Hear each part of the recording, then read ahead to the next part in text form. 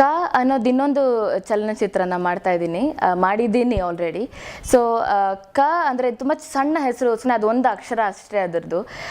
ಯಾಕೆ ಅಂದರೆ ಕಡೆಗೂ ಪ್ರೀತಿನೇ ಅನ್ನೋದು ಒಂದು ಮೆಸೇಜ್ ಈ ಒಂದು ಫಿಲ್ಮ್ ಮೂಲಕ ಹೇಳ್ತಾರೆ. This is more like a Valentine's Day movie. ತುಂಬಾ ಕ್ಯಾರೆಕ್ಟರ್ಸ್ ಇದ್ದಾರೆ, ತುಂಬಾ ಸ್ಟೋರೀಸ್ ಇದೆ, ಎಲ್ಲರದು ಒಂದು ಅವ್ರದ್ದೇ ಆದಂಥ ಒಂದು love ಸ್ಟೋರಿಗಳಿರುತ್ತೆ.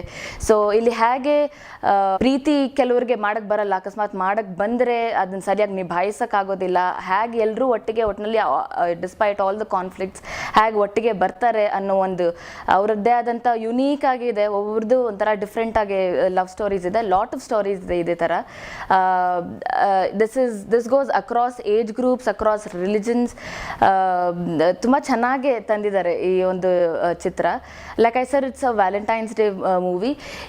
One thing I can talk about ಕ ಇಸ್ ದ್ಯಾಟ್ ತುಂಬ ಹೊಸದಾಗೆ ಕ್ಯಾರೆಕ್ಟರ್ಸ್ ಕೂಡ ಇಂಟ್ರೊಡ್ಯೂಸ್ ಮಾಡಿದ್ದಾರೆ.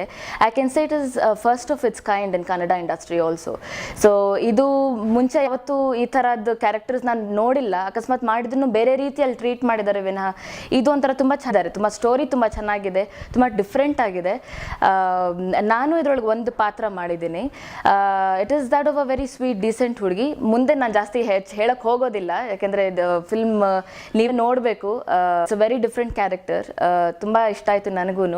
ಟೀಮ್ ಜೊತೆ ಕೂಡ ವರ್ಕ್ ಮಾಡಿ ತುಂಬ ಇಷ್ಟ ಆಯಿತು. ಡೈರೆಕ್ಟರ್ ಕೂಡ ತುಂಬ ಪೇಷನ್ಸಿಂದ, ತುಂಬ ಹಂಬಲಿಂದ ಎಲ್ಲರ ಹತ್ರನೂ ನಡ್ಕೊಂಡಿದ್ರು. So I really enjoyed working with this team also. So I am just hoping that it releases quickly, and then I would like to watch that movie as well.